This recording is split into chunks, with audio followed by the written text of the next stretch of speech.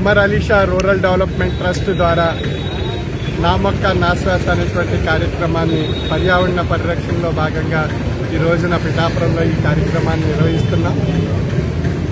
నా మొక్క నా శ్వాస అనేటువంటి కార్యక్రమం ద్వారా ప్రతి ఒక్కరూ 3 మొక్కలు తమ ఇళ్ల దగ్గర కానీ తమ పరిసర ప్రాంతాల్లో కానీ నాటి ఆ మొక్కలను పరిరక్షించి తద్వారా వచ్చేటువంటి ఫల పుష్పాలను భగవంతుని యొక్క సన్నిధానంలో నైవేద్యం కింద సమర్పించుకొని అవి మనం స్వీకరించడం వల్ల భగవంతుని కృప మనపై ప్రసాదింపబడుతుంది.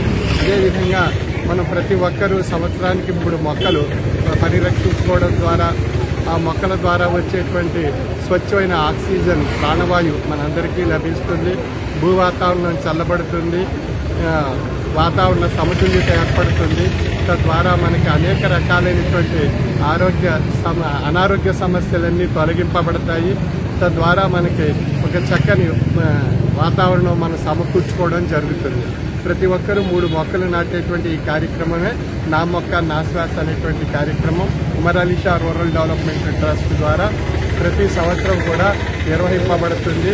ఈ విధంగా పేటల్లో ఉండేటువంటి 9 లక్షల సభ్యులు ఈ పర్యావరణ పరిరక్షణలో భాగంగా అనేక చోట్ల ఈ వారం రోజులు ఉభయ తెలుగు రాష్ట్రాల్లో కూడా ఈ కార్యక్రమాలు ఎంతో దిగ్విజయంగా నిర్వహింపబడుతున్నాయి. అనేక ప్రాంతాల్లో అనేక ఆశ్రమాల్లో కూడా ఈ కార్యక్రమం ద్వారా అనేక వేల మొక్కలు ఈ సందర్భంగా ఈ వారం రోజులు నాటడం జరిగింది. కాబట్టి ప్రతి ఒక్కరూ మన వంతు బాధ్యత మన శ్వాస మొక్క అనేటువంటి భావనతో ప్రతి ఒక్కరూ కూడా ఈ యజ్ఞంలో భాగస్వాములు కావాలని ఆకాంక్షిస్తూ మీ అందరినీ నేను కోరుకునేది భగవంతుని యొక్క కృప ఈ 3 మొక్కల ద్వారా మనకు లభిస్తుంది. బ్రహ్మ విష్ణు మహేశ్వర స్వరూపమైనటువంటి గురు స్వరూపమైనటువంటి ఈ 3 మొక్కలు మనం నాటడం ద్వారా సద్గురు యొక్క కృపా కటాక్ష వీక్షణాలు మనం పొందుతూ భగవంతుని యొక్క ఆశీస్సులు పొందుతూ మనం ఆరోగ్యకరమైనటువంటి వాతావరణాన్ని మన సమాజంలో సృష్టించుకోవచ్చు. కాబట్టి ప్రతి ఒక్కరి యజ్ఞంలో పాల్గొని భగవత్ కృపకు పాత్రలు కావాల్సిందిగా నా యొక్క మనవి.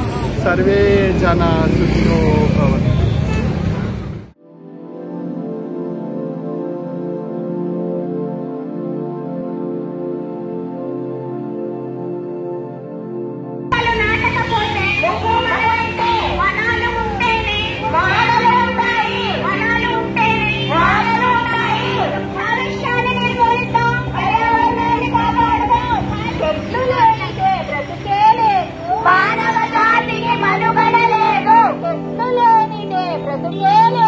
మానవ జాతికి మనుగడ లేదు.